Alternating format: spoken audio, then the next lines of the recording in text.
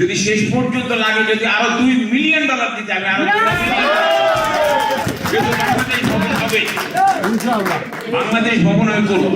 আর কোনো স্বপ্ন নয়, এবার সত্যি হতে চলেছে যুক্তরাষ্ট্রের বুকে বাংলাদেশ সেন্টার প্রতিষ্ঠার 50 বছর পর বাংলাদেশ সোসাইটির বর্তমান কার্যকরী কমিটির উদ্যোগে নিউ ইয়র্কে বাংলাদেশ সেন্টার অথবা বাংলাদেশ ভবন প্রতিষ্ঠার উদ্যোগ নেওয়া হয়েছে।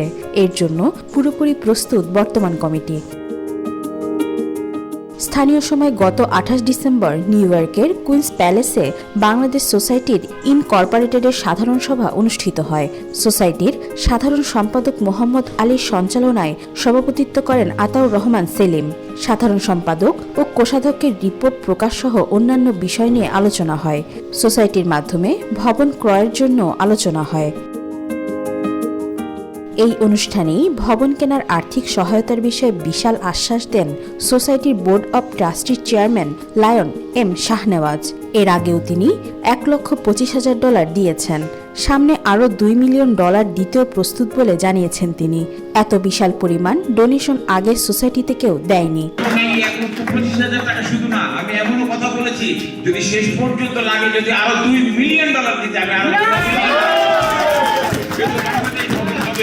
জানা গেছে, নিউ ইয়র্কের বাংলাদেশি অধ্যুষিত কুইন্সের জামাইকায় ব্যস্ত লোকেশনে কেনা হচ্ছে বিশাল ভবন। বিশিষ্ট ব্যবসায়ী ও সমাজসেবক শাহনেওয়াজ ট্রাস্টি বোর্ডের চেয়ারম্যান নির্বাচিত হওয়ার পর ভবন কেনার প্রক্রিয়া সহজ হয়ে যায়। তিনি প্রাথমিক অর্থ প্রদানের আশ্বাস দিয়েছেন।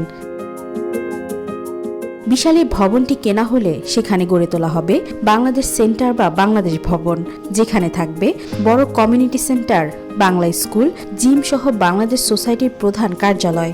এতে করে পূরণ হবে বাংলাদেশ সোসাইটি প্রবাসীদের স্বপ্ন। ওয়াহিদা পারভিন, আজকাল।